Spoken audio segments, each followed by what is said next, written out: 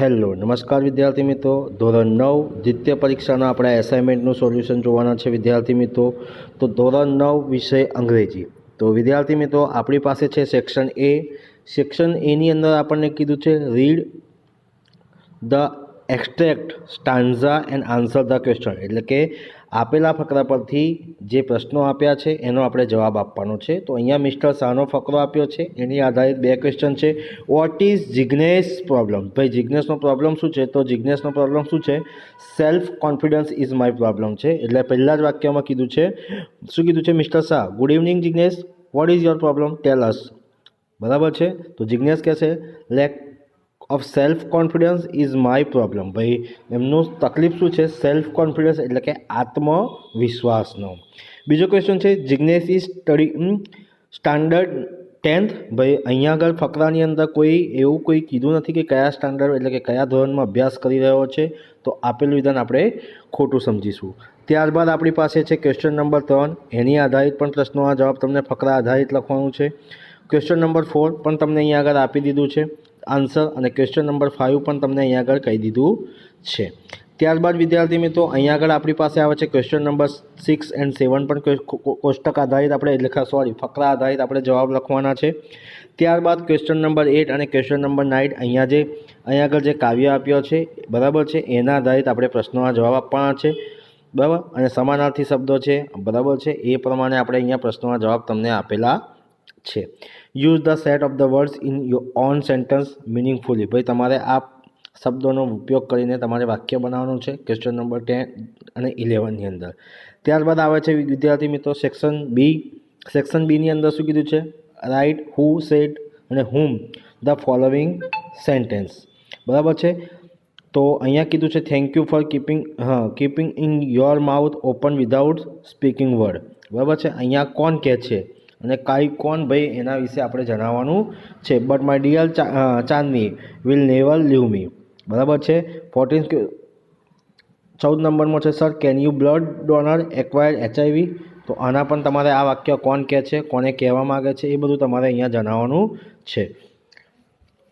ત્યારબાદ વિદ્યાર્થી મિત્રો question number 15 fill in the blanks choosing the correct word given in the bracket. This is experience ખાલી જગ્યા place when Mohan was only 16 years of age it ખાલી જગ્યા the turning point of his life, બરાબર છે। તો this is experience, બરાબર છે, was place when Mohan was only 16 years of age took the turning point of his life। તો the experience is place when Mohan was only 16 years, બરાબર છે। આ પ્રમાણે તમારે વાક્ય બનાવી દેવાનું છે। ત્યારબાદ આવે છે ક્વેશ્ચન, ભાઈ ફકરા આધારિત આપણે પ્રશ્નોના જવાબ લખવાના છે, એ પણ તમારી પાસે 16, 17, 18 અને 19નું છે। ત્યારબાદ તમારી પાસે અહીંયા પણ આવે છે read the conversation and answer the question, એને આધારિત પણ તમારે પ્રશ્નોના જવાબ લખવાના છે, અને તમારે 20, 21 અને 22માં પણ જવાબ આપવાના છે। ત્યારબાદ વિદ્યાર્થી મિત્રો આપણી પાસે આવે છે section C turn the conversation into direct અને ઇનડાયરેક્ટ સ્પીચ છે, એની પણ આપણે જવાબ તમને સ્ક્રીન ઉપર આપી દીધા છે। Change the text as shown, ભાઈ ચેન્જ ધ આપણે જેન્ડર ચેન્જ કરવાનું છે, એનું પણ તમને અહીંયા જવાબો ઉપર આપી દીધા છે, તમારે જોઈ શકો છો વિદ્યાર્થી મિત્રો ક્વેશ્ચન નંબર 23 અને 24ના આન્સર। ત્યારબાદ આવે છે question number 25 correct the underline part of the write the correct paragraph. ભાઈ સાચો અંડરલાઇન કરેલા વાક્યને આપણે સાચી રીતે લખવાનું છે, બરાબર છે। તો વેન ચાંદની રીચ છે તો reached the hill top, the big yellow sun was rising in the horizon, she is એવું ભાઈ ભૂતકાળ she was overflowing with joy and wonder. ત્યારબાદ વિદ્યાર્થી મિત્રો સેક્શન ડી આવે છે। સેક્શન ડીની અંદર પણ આપણને વાક્ય જોડવાના કીધા છે, join the sentence using the proper conjunction. તો અહીંયા પણ તમને 26 અને 27ની અંદર તમને જવાબો ટીક કરેલા છે, તમે જોઈ શકો છો વિદ્યાર્થી મિત્રો। ત્યારબાદ આપણી પાસે વિદ્યાર્થી મિત્રો આવે છે match the expression with the proper function by convey. ભાઈ અહીંયા જે કોષ્ટક આપ્યા છે ઓપ્શન ભાઈ કોષ્ટક એ અને કોષ્ટક બીની અંદર આપણે યોગ્ય પ્રમાણમાં અહીંયા જોડવાનું છે। 28માનો જે જવાબ આવે છે તમારી પાસે સી આવે છે અને 29માનો જે જવાબ આવે છે એ આવે છે વિદ્યાર્થી મિત્રો। ત્યારબાદ આપણે જોઈએ complete the sentence with the function in the bracket. ભાઈ બ્રેકેટની અંદર જે ફંક્શન આપ્યો છે એની આપણે ઉપયોગ કરીને જોવાનું છે। ગોલ્ડ ઇઝ ખાલી જગ્યા કમ્પેરિંગ થિંગ્સ, ભાઈ વિચારવાનું છે, કમ્પેરિંગ થિંગ્સને આધારે આપણે વાક્ય પૂરું કરવાનું છે।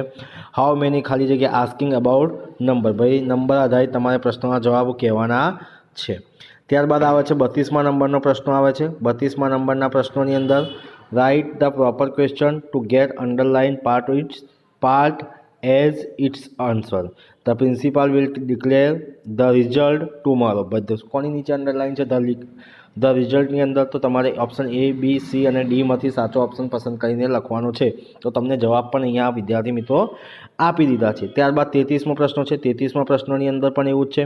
The father scolded his son because of his misbehave.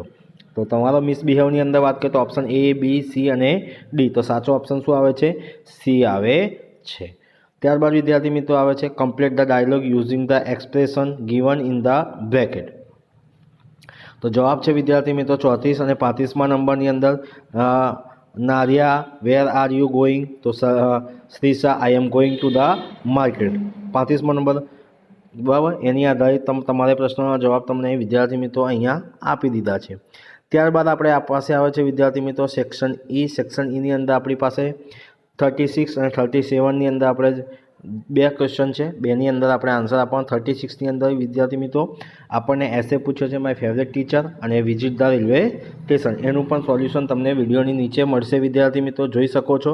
ત્યારબાદ ઈમેલ આવે છે, ભાઈ ઈમેલ આપણે લખવાનું છે, તો ઈમેલનું પણ સોલ્યુશન વિદ્યાર્થી મિત્રો તમને અહીંયા જણાવી દેવામાં આવ્યું છે, જોઈ શકો છો। ભાઈ કોને લખવાનું છે? તો ડીજી મંસૂરી 222255@gmail.com। કોણ લખે છે? તો ભાઈ ચાંદની ખાન 123@gmail.com। સબ્જેક્ટ શું છે? તો એપ્લિકેશન ફોર લીવ, ભાઈ કોઈ વિદ્યાર્થી બીમાર છે તો એના વિશે છે। રિસ્પેક્ટેડ સર એન્ડ મેડમ, ભાઈ કંઈ અહીંયા વાક્યની અંદર ઈમેલની અંદર કોઈ કીધું નથી કે સર છે કે મેડમ છે, પણ ટીચ લખ્યું છે એટલે સર બી બનાવી શકતા હોય અને મેડમ પણ, તો એના આધારિત તમને અહીંયા વાક્ય વિદ્યાર્થી મિત્રો તમને લખેલા છે, જોઈ શકો છો તમે। ત્યારબાદ આપણી પાસે આવે છે વિદ્યાર્થી મિત્રો એસેની અંદર આપણે વિદ્યાર્થી મિત્રો જોઈએ તો આપણી પાસે છે શું છે? એસેની અંદર આપણને કીધું છે, શું કીધું છે એસેની અંદર? હા, માય ફેવરેટ ટીચર। તો માય ફેવરેટ ટીચર વિશે પણ તમને અહીંયા વાક્ય આપી દીધા છે વિદ્યાર્થી મિત્રો, તો તમે જોઈ શકો છો કે આ વાક્ય તમારે લખવાનું છે। અહીંયા પણ તમે સ્ક્રીનશોટ લઈને પણ લઈ શકો છો વિદ્યાર્થી મિત્રો, અથવા વિડીયોની નીચે ડિસ્ક્રિપ્શન બોક્સની અંદર લિંક આપેલું હશે, ત્યાં જઈને પણ તમે આ નિબંધને ડાઉનલોડ કરીને પણ તમે વિદ્યાર્થી મિત્રો લખી શકો છો। તો વિદ્યાર્થી મિત્રો આ હતું દ્વિતીય પરીક્ષાના ખૂબ જ મોસ્ટ આઈએમપી ક્વેશ્ચન પેપર, જે મને આજે એક વોટ્સઅપ થ્રુ દ્વારા મળેલું છે। તો વિદ્યાર્થી મિત્રો હું આશા રાખું છું કે તમને આ વિડીયોની અંદરથી એટલે કે આ પેપર સોલ્યુશનમાંથી તમને ઘણું બધું ઉપયોગમાં મળશે। તો વિદ્યાર્થી મિત્રો આ વિડીયો તમને ગમ્યો હોય તો લાઇક કરજો, શેર કરજો અને કમેન્ટ કરજો, અને જો ચેનલને સબસ્ક્રાઈબ ના કરી હોય તો સબસ્ક્રાઈબ કરવાનું ભૂલતા નહીં। જય હિન્દ, જય ભારત।